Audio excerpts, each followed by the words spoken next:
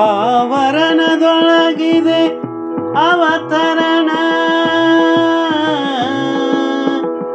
ಅವತರಣ ಅವತರಣ ಅವತರಣಕ್ಕಿಲ್ಲ ಬಂಧನ ಅವತರಣಕ್ಕಿಲ್ಲ ಬಂಧನ ಬಂಧನ ಬಂಧನ ಬಂಧನ ಬಂಧನ ಬಂಧನ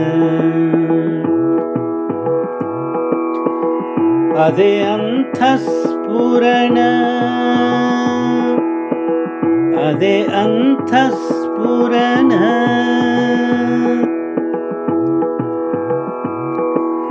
ಮಾಡೋಣ ಶಿವಶರಣರ ಸ್ಮರಣ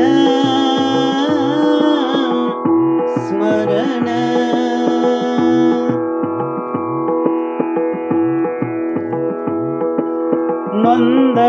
ನೊಂದವರಿಗಿರಲೊಂದು ಸ್ಪಂದನ ನೊಂದವರಿಗಿರಲೊಂದು ಸ್ಪಂದನ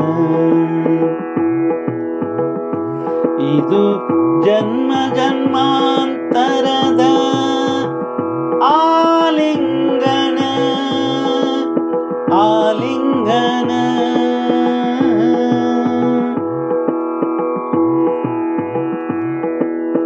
ನಿಜಾತ್ಮ ಶಿವನ ಮುಡಿಯಲಿದೆ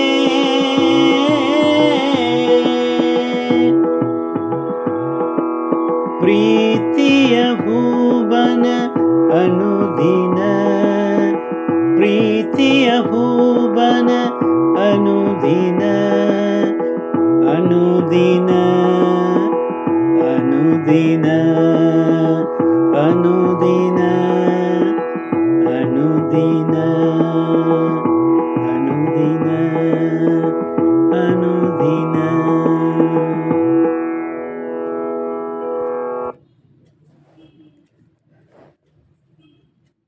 ನಮ್ಮ ದೇಹದಲ್ಲಿ ಒಂದು ಹೊರಗಿನ ಆವರಣ ಒಂದು ರೀತಿ ಇದ್ದರೆ ಒಳಗಿನ ಅವತರಣ ಇನ್ನೊಂದು ರೀತಿ ಇದೆ.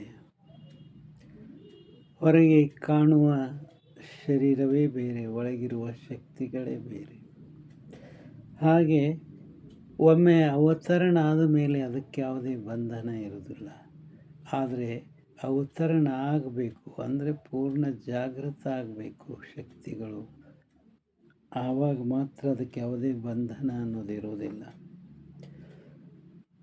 ಅದೇ ಜ್ಞಾನದ ಪೂರ್ಣ ವಿಕಾಸ ಅಂತಲೂ ಹೇಳ್ಬೋದು. ಅದೇ ಅಂತಃಸ್ಫುರಣ. ಯಾವಾಗಲೂ ಶಿವಶರಣರ ಸ್ಮರಣೆ ಮಾಡೋದರಿಂದ ಇಂತಹ ಶಕ್ತಿಗಳು ಜಾಗೃತ ಆಗ್ತವೆ ನಮ್ಮಲ್ಲಿ. ಹಾಗೆ ಕೆಲವರು ನೊಂದಿರ್ತಾರೆ, ಅವರಿಗೊಂದಿಷ್ಟು ಸಾಂತ್ವನ ಹೇಳಿದರೆ ಸಮಾಧಾನ ಆಗ್ತಾರೆ. ಅದಕ್ಕೆ ಸ್ಪಂದನೆ ಹೊಂದಿದ್ದರೂ ಸಾಕು. ನಮ್ಮ ಈ ಸಂಬಂಧಗಳು ಹೇಗಿದ್ದಾವೆ ಅಂದರೆ ಇವು ಜನ್ಮ ಜನ್ಮಾಂತರದ ಆಲಿಂಗನ ಇದ್ದ ಹಾಗೆ ನಿಜಾತ್ಮ ಶಿವನ ಮುಡಿಯೊಳಗೇನಿದೆ ಅಂದರೆ ಪ್ರೀತಿಯ ಹೂಬನವೇ ತುಂಬಿಕೊಂಡಿದೆ. ಅದು ಅನುದಿನವೂ ಇರ್ತದೆ, ಯಾವಾಗಲೂ ಇರ್ತದೆ ಅಂತ ಹೇಳ್ತಾ 2 ಮಾತಿಗೆ ವಿರಾಮ ಕೊಡ್ತಾ ಇದ್ದೇನೆ.